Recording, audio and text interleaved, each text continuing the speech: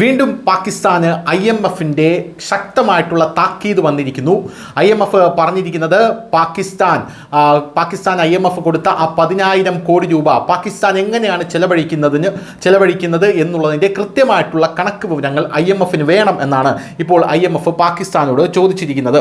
IMF പാകിസ്ഥാനെ ശക്തമായിട്ടുള്ള ഭാഷയിലാണ് വാൺ ചെയ്തിരിക്കുന്നത്.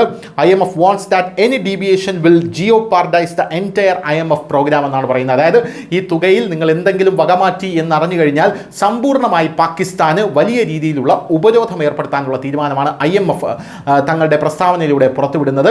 നേരത്തെ തന്നെ നമ്മൾ കേട്ടതാണ്. അതായത് പാകിസ്ഥാൻ IMFിൻ്റെ കയ്യിൽ നിന്നും 10,000 കോടി രൂപ കിട്ടിയപ്പോൾ വലിയ രീതിയിൽ അവിടെയുള്ള ഭീകരവാദികൾക്ക് നഷ്ടപരിഹാരം കൊടുക്കുന്ന വാർത്തകൾ ന്യൂസ് ഇന്ത്യ മലയാളം അടക്കമുള്ള മാധ്യമങ്ങൾ പുറത്തുവിട്ടതാണ്. എന്തായാലും അതിനുശേഷം IMF ഒരു തവണ പാകിസ്ഥാനെ വാൺ ചെയ്തു. ഇപ്പോൾ കുറച്ചുകൂടി ശക്തമായ ഭാഷയിൽ കൃത്യതയോടുകൂടിയാണ് IMF പാകിസ്ഥാനെ വാൺ ചെയ്തിരിക്കുന്നത്. ഡിസ്ബേഴ്സ് ചെയ്ത ഫണ്ടിൽ, അതായത്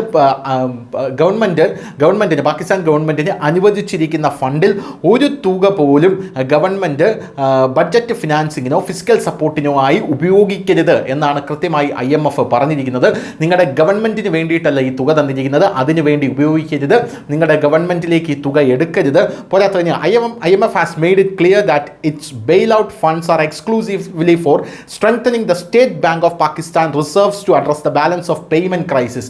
പാകിസ്ഥാന്റെ സ്റ്റേറ്റ് ബാങ്കിനെ ശക്തിപ്പെടുത്താനാണ് ഇപ്പോൾ ഈ തുക തന്നിരിക്കുന്നത്. പേയ്മെന്റ് ക്രൈസിസ്, അതിൽ നിന്നും പാകിസ്ഥാൻ പുറത്തു വരാനാണ് ഈ തുക തന്നിരിക്കുന്നത് കൃത്യവും വ്യക്തവുമായി പറഞ്ഞിരിക്കുകയാണ്. അല്ലാതെ പാകിസ്ഥാനിൽ റോഡും വീടും പണിയാനല്ല ഈ തുക തന്നിരിക്കുന്നത്. നിങ്ങളുടെ സ്റ്റേറ്റ് ബാങ്കിലിട്ട് നിങ്ങളുടെ പേയ്മെന്റ് ക്രൈസിസ്, നിങ്ങളുടെ സാമ്പത്തിക ഞെരുക്കം അവസാനിപ്പിക്കുക എന്നുള്ളതാണ് ഈ തുകയുടെ ലക്ഷ്യം എന്ന് കൃത്യവും വ്യക്തവുമായി IMF പാകിസ്ഥാൻ വാൺ ചെയ്തിരിക്കുന്നു. News desk news India Malayalam.